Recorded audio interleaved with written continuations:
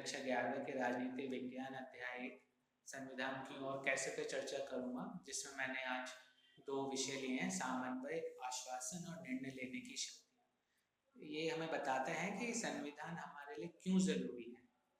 तो आगे हम परिचय में पहले संविधान के बारे में जानते हैं, जिसमें कि संविधान होता क्या है। संविधान देश का सर्वोच्च कानून होता है।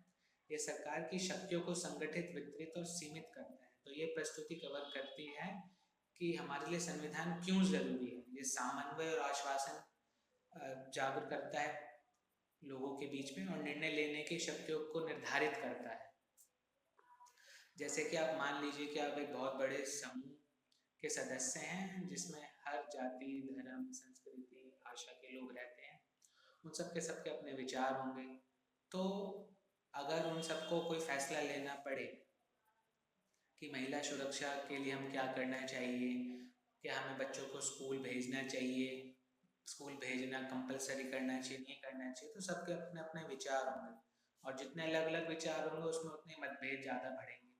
तो लोगों को शांतिपूर्वक एक साथ रखने के लिए हमें कुछ ना कुछ मौलिक नियम तय करने पड़ेंगे उस समाज के, ताकि सारे लोग उस मौलिक नियम को माने और सबके विचार एक साथ एक रूप में आ जाए।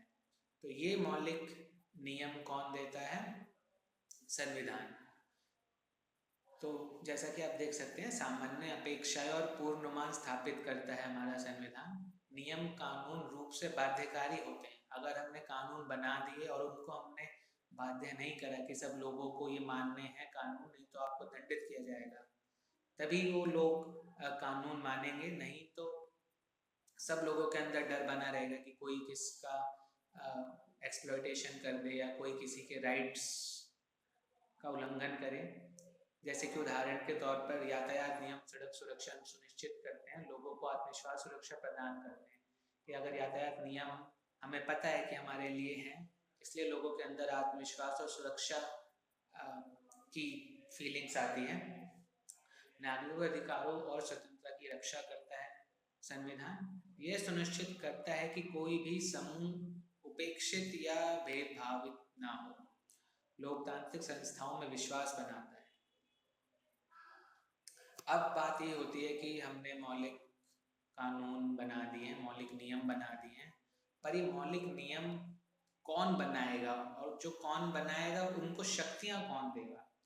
भाई उसके लिए अगर आप मान लो कि आप राजा महाराजा के युग में हो तो उस टाइम राजा बनाते थे सारे नियम, पर लोकतांत्रिक देश में हम लोगों को शक्तियां प्रदान कर सकते हैं कि वो अलग अलग नियम बनाए।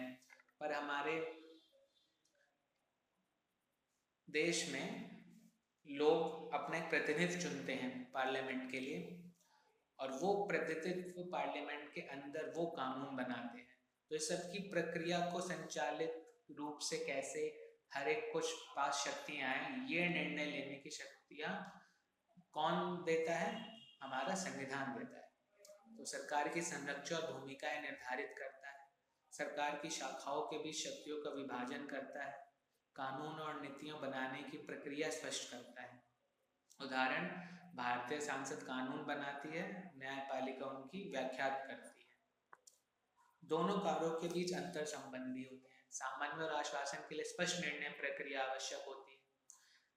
स्पष्ट शक्तियां टकराव को रोकती हैं। अगर हमने शक्तियों को बिल्कुल स्पष्ट कर दिया है, आश्वासन दे दिया है लोगों को कि ये जो हमने कानून बनाए हैं यही मान्य होंगे, तो उससे हर व्यक्ति के अंदर आत्मविश्वास आएगा।